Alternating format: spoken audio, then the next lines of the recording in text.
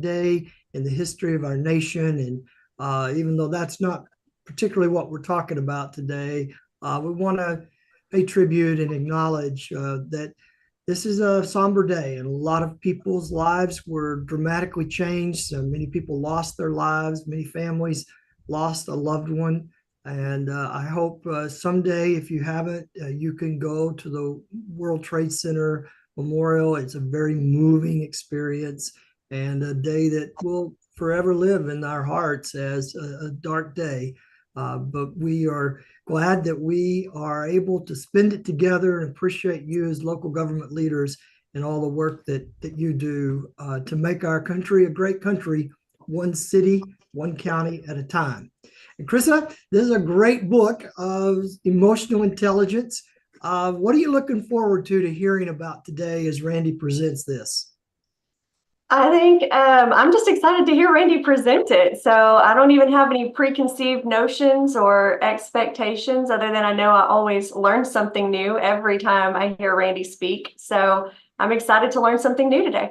Yeah, well, it's a great opportunity, Randy. We're glad you're here with us, and we always enjoy your presentations. And we want to turn it over to you and let you talk to us about emotional intelligence 2.0. Thank you, Mike, and thank you, Krista. I like to do things at the beginning. I am having a little computer glitch, and I am on my iPad, so I believe that you can hear me, but wave, Mike, if you can hear me, okay? And I have the handout, and I hope that you have the handout. And if you don't have it printed, then try to have it on your screen on the side. So let me talk for a minute about what it is I do. Mike, can you come back on for just a second? My fault. What time do you want me to end this presentation? Yeah, so you have about 35 minutes. So if you can end it by 11:40, that'd be great. Okay, great. Thank you. I forgot to ask that earlier. No problem. All right. So what I do in my book briefings is that I read the book entirely. I prepare a multi-page handout, and you will see as we go through this that I'm going to say, here's the point of the book. Here is why this book is worth our time. And then I have a few pages of highlighted passages. And those are the best passages from the book that I highlighted. When you see one in bold or in a larger font, that is my emphasis. And then when we finish that portion, we get to the end of the book where I talk about the key points, some key principles from the book, and I end with my own lessons and takeaways. And when we get to that part of the handout, anything in italics is from the book also. So let's talk for a minute about emotional intelligence. There is no doubt that we're living in a very complex age. And so for anybody who works, you've got to have skills and capabilities. And you've got to have those skills and capabilities, and you have to do the work that is assigned to you that you are hired to do. So if you work in fixing potholes, you've got to be able to fix potholes. If you're working in IT, you've got to know how to do things technologically. But there's another whole set of skills. We've read about these for years in different vocabulary. You've got soft skills, you've got interaction skills, you've got vulnerability. Brene Brown has written a lot about this. A lot of people have. But this idea of EQ, IQ is intelligence quotient. That is your level of intelligence. And some of us feel like we've got a long way to go on that. And then the other is EQ, emotional intelligence. And it really does have to do with how you interact with people. So we're going to talk about that in this book. And it's kind of the new simple summary and give you enough to think about elements of emotional intelligence. So on the front page, at the bottom of the page, what is the point of this book? Emotional intelligence, EQ, is critical to your success, and really critical to your success in all of life. So at work and in life, EQ really matters. And this book argues that EQ can be developed, can be learned. It can become something you're better at. And so that's good news. It doesn't mean that you're born with EQ. It means that you can develop your EQ proclivities and capabilities. So why is this book worth our time? Higher up on this page, number one, this book explains why understanding emotions, your own emotions and the emotions of others, is critical to workplace success. Number two, this book provides step-by-step strategies to develop your EQ. And number three, this book provides tangible steps you can take to develop your own EQ. So you can work on this, you can get better at this, and it will help you be more effective at work and more effective in your life. You all know people who are really bad at interacting with people, at getting along with people, at giving good feedback to people. You know people like that. This book will help you understand why that matters and develop your own EQ. Turn to page 2, and these are the first of my highlighted passages. Again, larger font, bold, that's my emphasis. Here we go. Number 1, not education, not experience, not knowledge or intellectual horsepower. None of these serve as an adequate predictor as to why one person succeeds and another one does not. There is something else going on that the society does not seem to account for. The answer almost always has to do with this concept called emotional intelligence. And by the way, emotional intelligence is perceived from everything about you, from your words, to your facial expressions, to your gestures, to your attention being given to someone. That's a critical one. We'll read about that. We're talking about everything you do can leave an impression that helps people grasp your level of emotional intelligence. Number 2, as a society, we continue to focus most of our self-improvement energy in the pursuit of knowledge, experience, intelligence, education, physical capabilities, working out, playing sports, but we have not spent the same amount of time or emphasis on our emotional intelligence. Look at number 5. When emotional intelligence was first discovered, it served as the missing link in a peculiar finding. People with the highest levels of intelligence, IQ, outperform those with average IQs just 20% of the time, while people with average IQs outperform those with high IQs 70% of the time. In other words, the smarter you are does not make you the more effective, productive worker in many instances.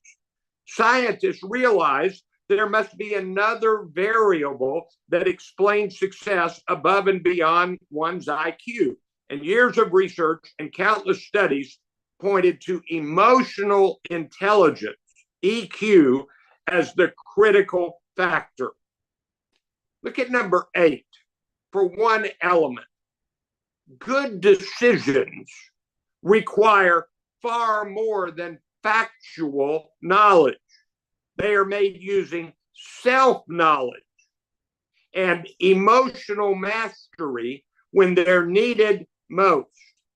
Number 11, typically, the more intense your emotions are, the greater the likelihood that they will dictate your actions.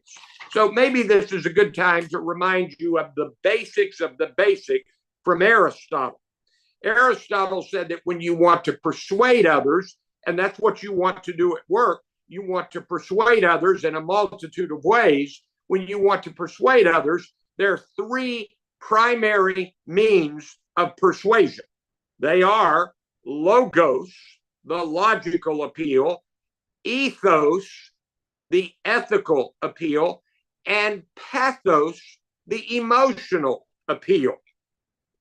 There's a fourth Greek word that's in that mix. It's not from Aristotle, but it is from some other ancient rhetorician. It's never been identified because of the ancient manuscripts. But the fourth one is mythos, mythos, and that's the narrative appeal. And the narrative appeal and pathos, the emotional appeal, somewhat go together because mythos is about sharing the same story, living the same story, and being able to tell a story well.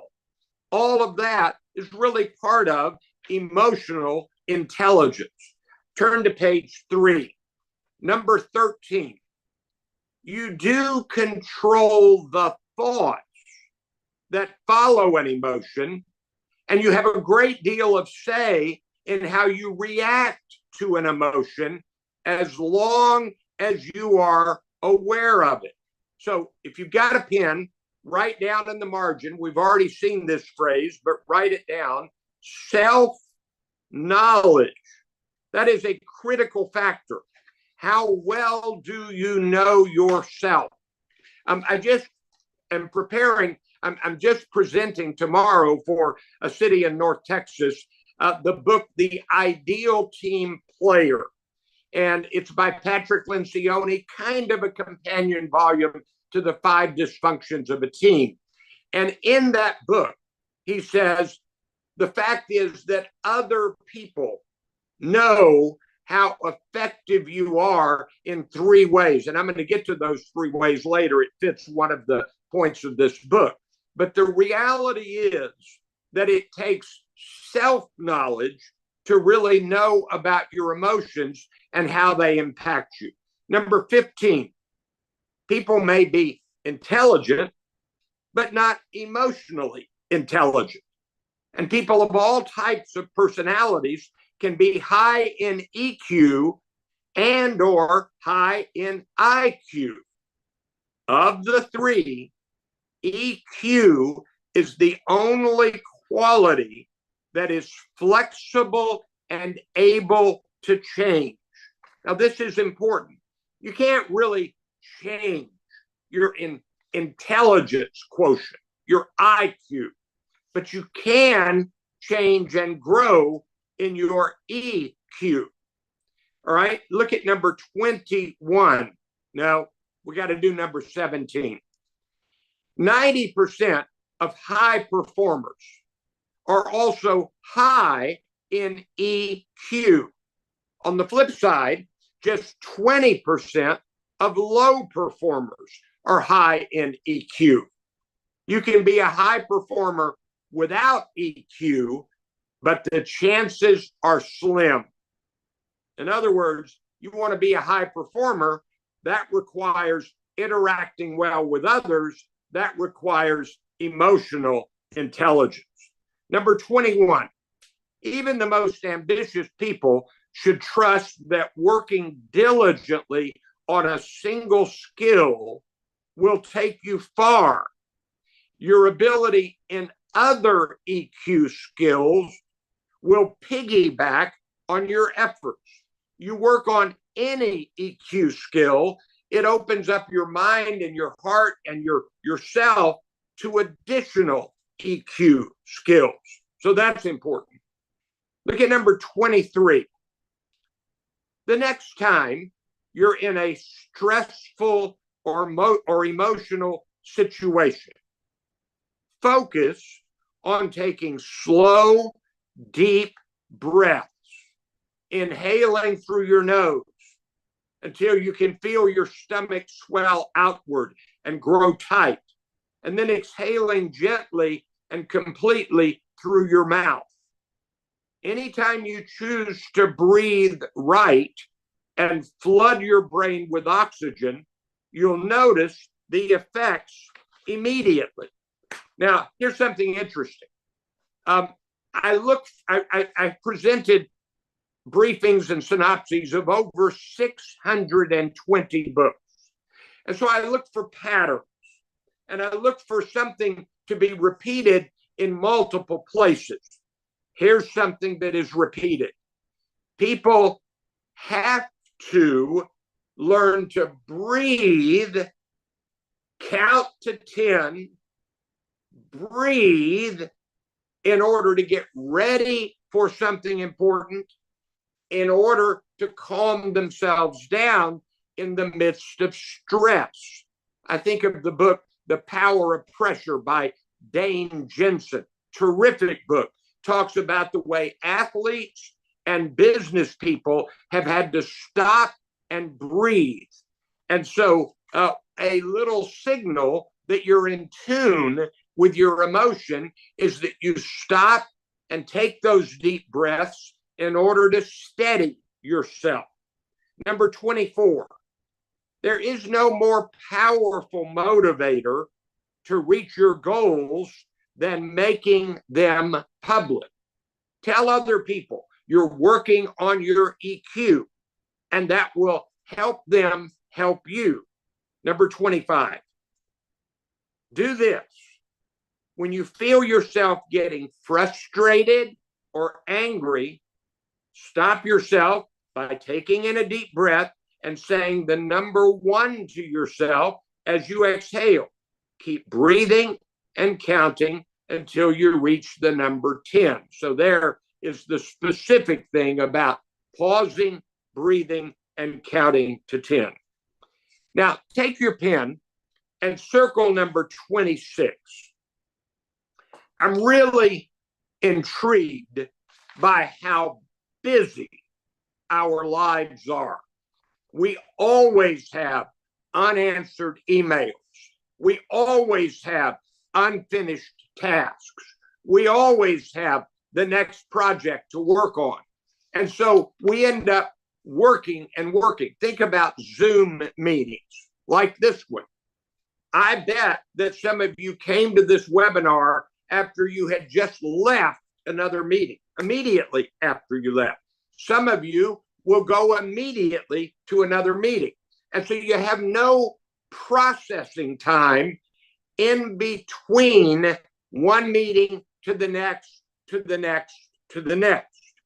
And so circle number 26, a 15-minute period each day where you turn off your phone, walk away from your computer, take time to just think, is a great way to ensure your decisions aren't muddled by your emotions.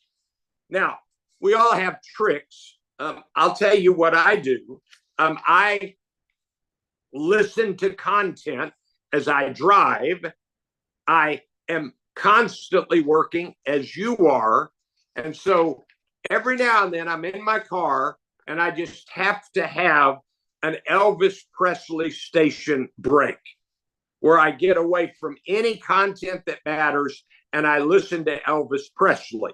Some of you are so young that you're not aware that the greatest singer in history is Elvis Presley. So that break really matters.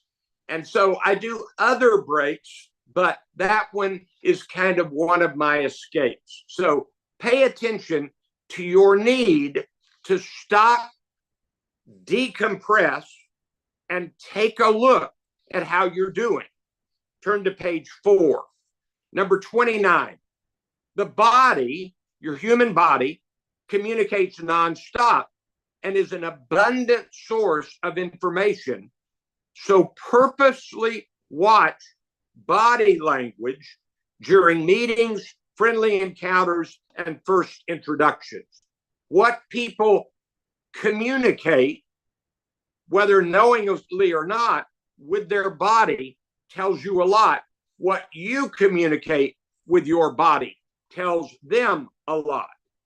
Number 34, listening isn't just about hearing words. It's also about listening to the tone, the speed, the timbre, the volume of the voice. What is being said? Is anything not being said? What hidden messages exist below the surface? We are communicating in all that we do. So learn to read that communication. Number 38, believe it or not, this is worth putting a star beside. What others say about you is usually more accurate than what you think about yourself. Maybe we seek self-knowledge, but we still have a ways to go. Page 5, number 44. We're going to read 3 more of these. Expressing anger in appropriate ways. Let's pause there a minute. It is assumed by the authors of this book that you will experience anger. So experiencing anger is almost a human reality. The issue is not will you be angry, but number 44, how you will express your anger. Expressing anger in appropriate ways communicates your strong feelings and reminds people of the gravity of a situation. Expressing anger too much or at the wrong times desensitizes people to what you are feeling, making it hard for others to take you seriously. In other words, you have to learn how to take some breaths, how to not express your anger in a bad, toxic, destructive way. And so work on that. Number 46, here's how to think about feedback and EQ. Giving feedback is a relationship building event that requires all 4 EQ skills to be effective. We're going to look at those 4 skills in just a moment. And then number 47, resist the urge to plan a comeback or a rebuttal. Your brain cannot listen well and prepare you to speak at the same time. I didn't do that sentence justice. Your brain cannot listen well and prepare to speak at the same time. Years ago, I learned a definition of a conversation. What is a conversation? The first person speaks, the second person listens. Then the second person speaks while the first person listens. Yes, you take turns speaking, but you also take turns listening. And so use your self-management skills, I'm in number 47, to silence your inner voice and direct your attention to the person in front of you. All of that is a critical part of EQ. Turn to page 6. Now we have just a few more most important excerpts, what I call the thesis quotes of the book. The second one, Emotional Intelligence 2.0, the book, has one purpose: helping you increase your EQ. Look at the big quote in the middle of the page with big font. How much of an impact does EQ have on your professional success? The short answer is a lot. We've tested EQ alongside 33 other important skills and found that it subsumes the majority of them, including time management, decision making, and communication. EQ is so critical to success that it accounts for 58% of performance in all types of jobs. It's the single biggest predictor of performance in the workplace and the strongest driver of leadership and personal excellence. I think of so many books I've read. I recently read and presented the book How Leaders Learn by David Novak, who had been the CEO of Yum Brands.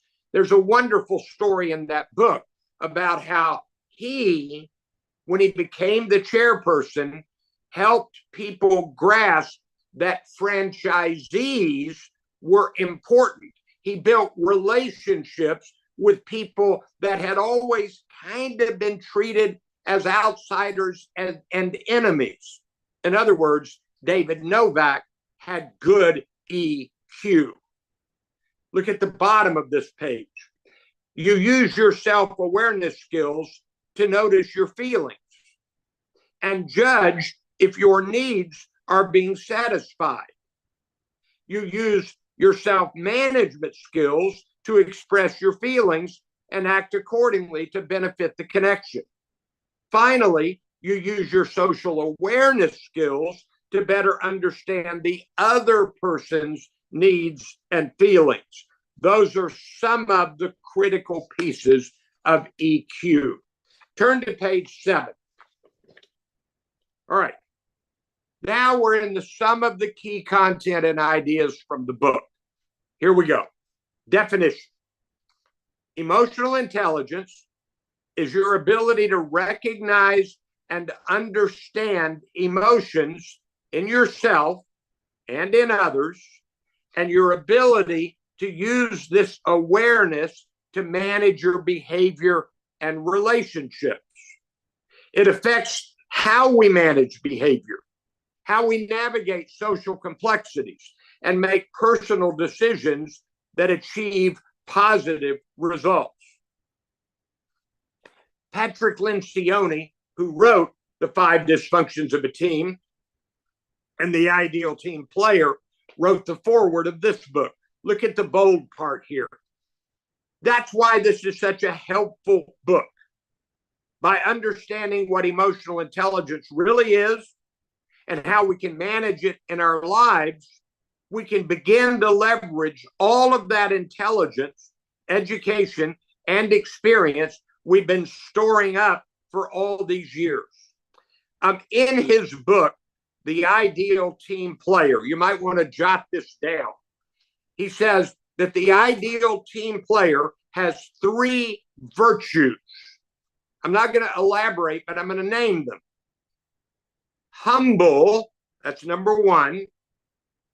Hungry, that's number 2. Smart, that's number 3. Well, hungry has to do with work ethic and all in, but humility instead of arrogance, and smart, he's not talking about IQ smart, but interaction skills smart. Those are all part of emotional intelligence. And that is so critical to understand. Humility instead of arrogance. Let me pause. I jumped over a thought that I read a moment ago. If you're listening, which is a critical skill, if you're listening, you don't overly interrupt. You don't talk over. You don't, take control of all the time.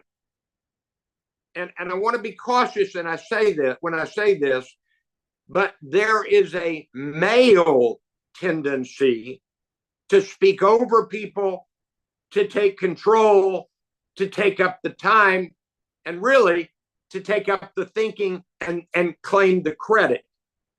And yes, I am a male, and I have had to fight that.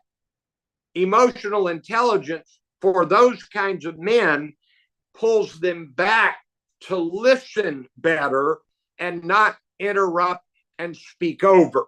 So kind of a very tangible way to think about this. Now, Let's keep reading on page 7.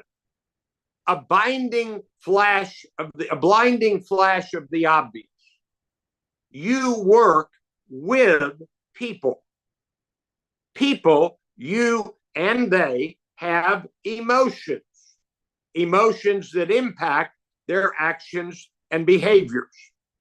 Emotional intelligence is about understanding these emotions in ourselves and in others so that we can work effectively together.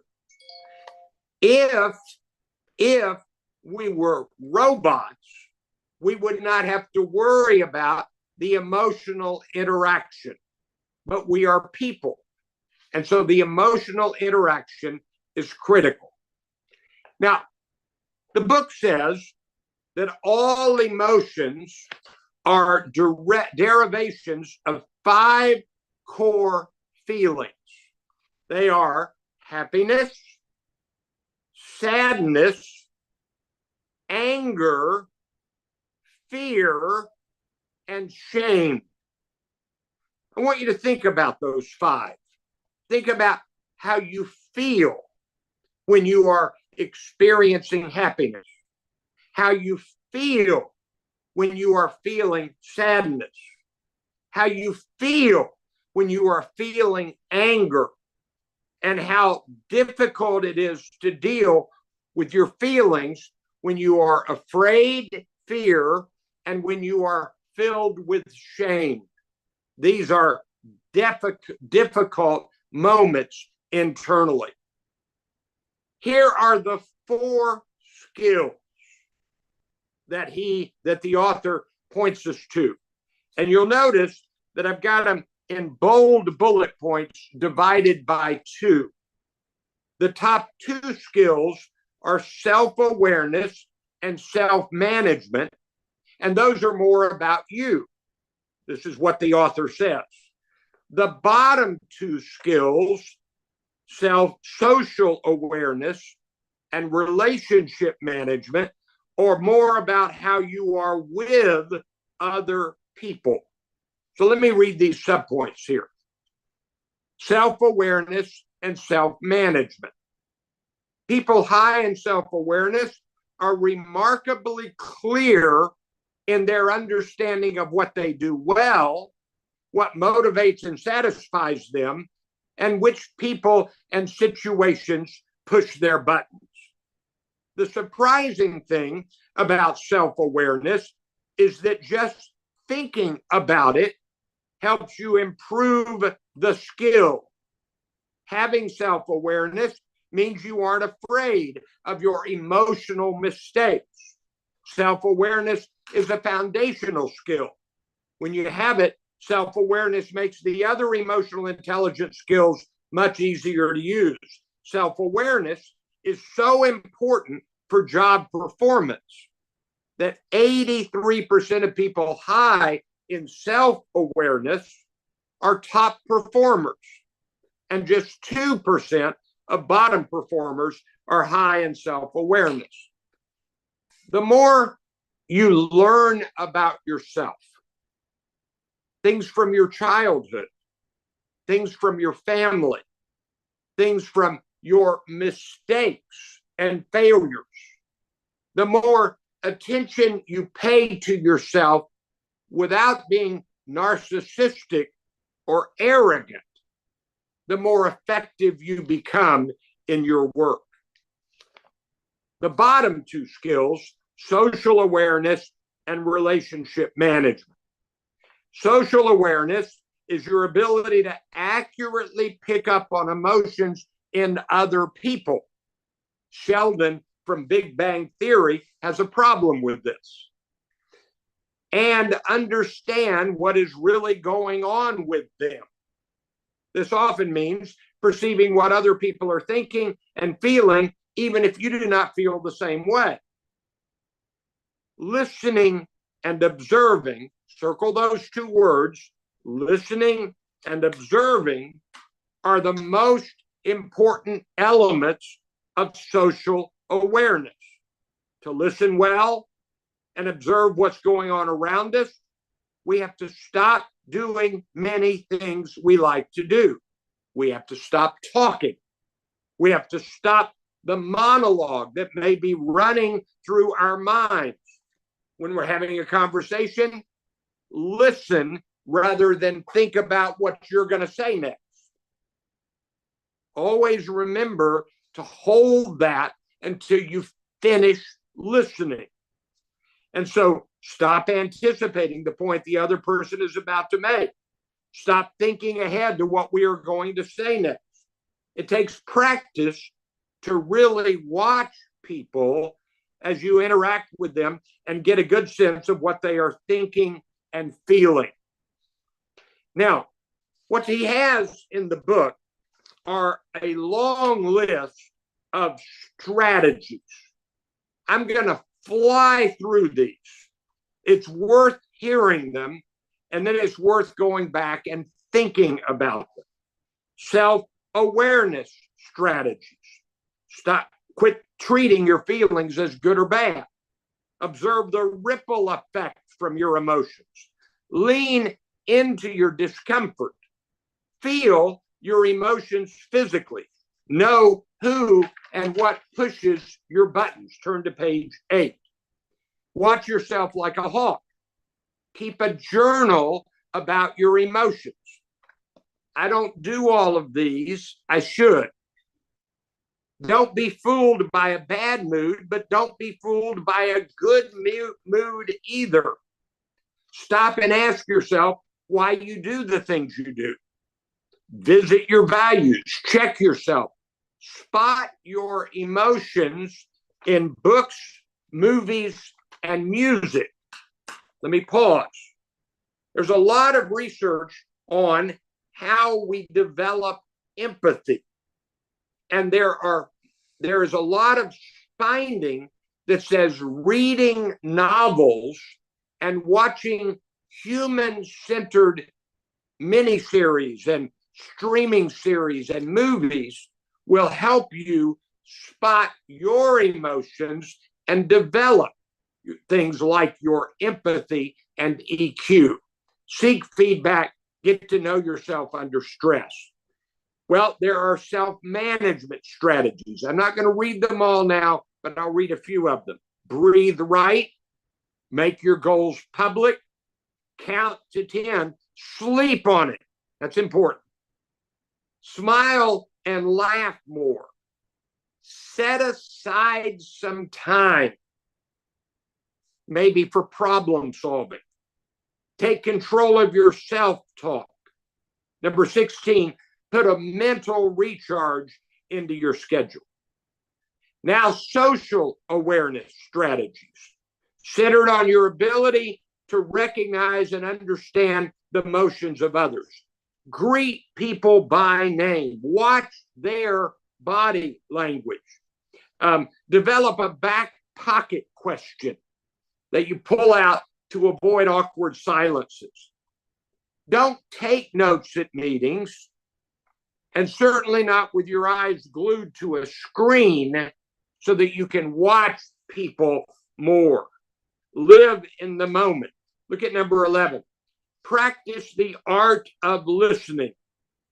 When someone is talking to you, stop everything else and listen fully until the other person is finished speaking. And now turn to page 9, relationship management strategies. Be open and be curious. That's a critical one. I'll let you read the rest of these on your own. On the right are my 5 lessons and takeaways. Number 1, interaction skills are crucial to workplace effectiveness. Number 2, emotions greatly impact all interactions. Your own interactions, your own emotions, and the emotions of the others in the interactions. Number 3, to become aware of your emotions and the emotions of others requires serious inner work and attentive work on your listening skills and your empathy. Read a little more Brené Brown. to help here. Number 4, the more you work on your emotional intelligence, the greater your chance of improved effectiveness at work. And number 5, in other words, higher EQ will not come naturally. You have to work at developing your EQ. But the good news is you can actually develop greater EQ. Let me tell you that if you buy this book, there is a test that it gives you access to that will reveal your EQ score. I'm going to end, but I want to say one thing as I end. There are so many things we need to work on. But one of the things we need to work on consistently is our capability of interacting well with others. EQ is what we need to work on. That's the briefing. Mike Mallory, back to you. Thank you all for attending today. Great job, Randy. Thank you so much. And, you know, this book, I've read it and I really feel like now I need to go read it again because you've piqued my interest a lot. And, you know, I really love the part where you talked about, because I've heard this in other settings, leaders to develop their EQ need to read more fiction.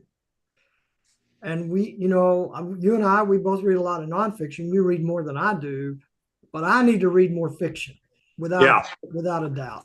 And I used to listen to the Jack Carr series. I'm not sure what the series is called, but it's about 6 books on a character named James Reese. I would listen to it when I was at the rec, but it's so much violence. I would begin to look and see, I wonder who at the rec is about to attack me. So I don't think that's the kind of fiction we need to read. We need to be more engaged with character development and being able to empathize with people that we may disagree with. And that's a lot as leaders, for sure. Krissa, any final words about this book, this briefing? I always like a good reminder about listening to someone when they're speaking instead of formulating a response, because I struggle with that. And so the reminder to focus on that is good. I need Randy to call me maybe every 6 months, maybe more often than that, with that little tidbit here and there, because it's a conscious effort on my part. But much appreciated as always, Randy. Such good information. Thank you, Mike. Let me throw in a line here. This morning to another group, I presented the book Smart Brevity, which is a book on communication. And one of the things it says is you cannot multitask. Yeah. If you are listening, you have to listen. You can't listen and do something else at the same time. That's the reality. Yeah. A message we need to take to heart, for sure. And I can't remember who said this about communication, but one of the comments I remember, studying was, no matter how good you think you are, assume you're not as good as you think you are at communicating. And that's right. Probably that same principle applies to us when it comes to EQ. However good you are, you're probably not as good as you think you are. And so we got to keep working on it. Well, Randy, great job. Thank you, everyone, for joining us. Thank you to all of our team working behind the scenes to make this a success. And I hope you have a great rest of your day, a great rest of your week, and we'll see you down the road. Thanks, everybody.